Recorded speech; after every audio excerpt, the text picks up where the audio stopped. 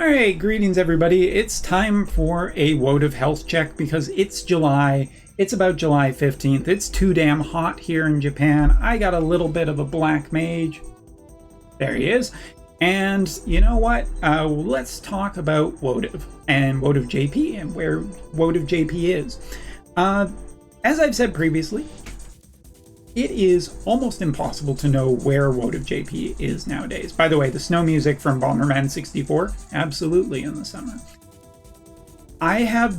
Most people have no idea where Wotv is anymore. Because now the web shop is available, it affects directly Sensor Tower data. So we don't know where Wotv is anymore. Wotv has kind of dropped off the face of the earth on Sensor Tower data because most of the spending doesn't seem to be going through that anymore. It does seem to be going through the web shop, but even if the web shop sales have dropped, there's no real way to know that anymore. So let's talk about some other things really quickly. Wotv in general, is it going to die? Yes. Is it going to die soon? Probably not. The big reason that I'm going to say this is because Wotv seems to have put in place a plan for content 6 months out, which doesn't really mean too terribly much because they could just fucking upright and cancel it at any given time. Just because we've seen a preview for episode 4, I mean, that was done months ago. So even if the directive right now is basically run the game out until the very end, we won't know about it. And as such, I would say that in general, while it is encouraging that they are essentially starting to show season 4 content and that they do have a plan and they are going to continue the game for the future, here's the thing.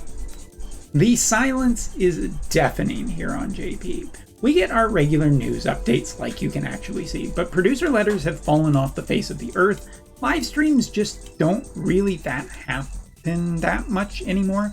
We did get one shortly after Global kicked the bucket, but again, that doesn't really mean too terribly much because it could just be that was a fluke of nature and they needed to put in an extra amount of hours to get their paycheck.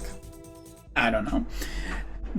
Wotv is in a very unusual spot, but here's what I will say about some of the things that I have noticed about JP recently. First off, shoving old characters in on weeks when there was essentially nothing feels a little bit cash grabby of trying to get a few extra dollars out of whales. Not necessarily indicative, but more the merrier did feel a little bit like, really? Now? Okay, I guess. Summer units are still kind of on the actual pace of where they should be, but in general, this felt a little bit weird that this came out when it did, and it didn't really make that much of a splash.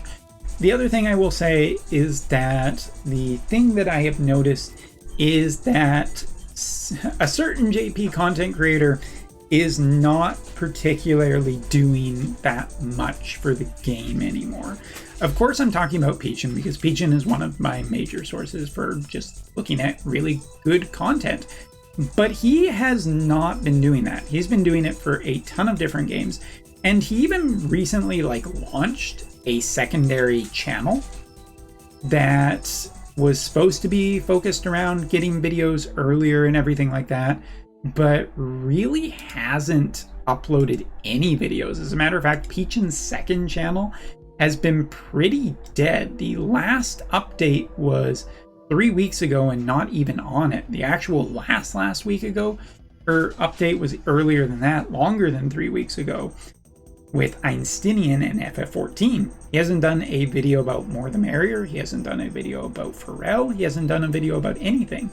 And for multiple weeks on a channel that was designed specifically for Wotv content, with a little bit of dropping viewership numbers, because of course I've looked at that. Of course I've looked at it. Like his, for instance, Garuza video was hitting about 8.2, and before that, roughly about, some videos hitting as high as 9K. FF14 was a pretty big, lull in terms of videos where, the viewership was definitely down. And I do wonder, because Peachin is essentially the major content creator on JP, And it's not that there can't be other Wotv content creators, but Wotv was feeling on JP like there wasn't many people repping it, and now it feels like there's even less. And without one of the best content creators out there, do I dare say besides myself? No. I don't have that much ego. I would say that that's a pretty bad sign that he is kind of moving on. Taking a look at his main channel, he is repping a lot more content for games such as Sword of Cambalia, which, to be fair, is a better game. He did take a look at JoJo, but it was more of a comment about how many things might be lifted in JoJo from other Gumi games, because of course they did. He's also been doing Persona the X, which is getting him a ton more views, and I feel like this is one of the things that is going to be like, congratulations, this is going to be a real marker of the downfall of Wotv. Peaching essentially quitting, or at least putting Wotv very far on the back burner and not making content for it anymore, might just be a big nail in the coffin, since a lot of JP viewers do go for him for information and all of that. And I'm just not convinced that anybody else can really pick up the slack and do what he did, where it was like hour-long videos of testing pro-based teams. That shit is hard, and it's really difficult to do all the production work, and he does more editing than I do. Hell, I just hit the record button and do a solid like single recording, which is its own type of tough. But yeah, so yeah, it's very unreliable trying to see any data right now. The shuttering of the global side was a kind of big red flag, because that does drop the income for the game. And if you're trying to produce game content, like, I know translation takes some amount of money, but I just can't believe that it cost that much, that global was completely unprofitable.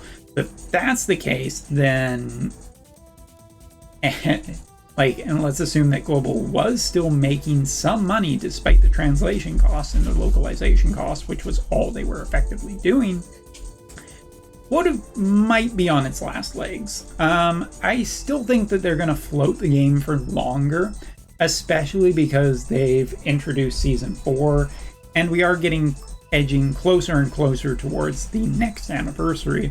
I feel like they'll probably push it, but it may be that by the end of this year, this game officially closes up and wraps up. And that's kind of my prediction right now. Like, it's not like it's going to end tomorrow, but one more thing that I want to talk about before the end of this video is Amazon here in JP, which is basically kind of shut its support down in general for these games. And it happened on global, and that was followed by it essentially shutting down for Wotv. But now it's happened on JP too, for sure. And well, it might have happened a few months ago, but the thing is that is one of the big partnerships that Wotv had. They did partner directly through Amazon. Switching to their own store-based front was probably a bit of a band-aid, and still probably cost them a little bit. Although I will say that it does seem to generally work, but not perfectly. So you have this kind of situation that I do think that Wotv is probably on its last legs. I just feel like with bleeding content creators, the content not being that interesting, and now us on a perpetual treadmill where it feels like power creeping, where it's always the 3 newest characters which end up on the strongest team. Game 8 isn't particularly doing much content on it. They didn't even really create that much of a summary for the most recent live stream. There's a lot of markers that are starting to show up for a dead game. But anyway, that's my update. That's my impression so far. So for me and Vivi, give them a wave. See you next time. Take care. Have a good one.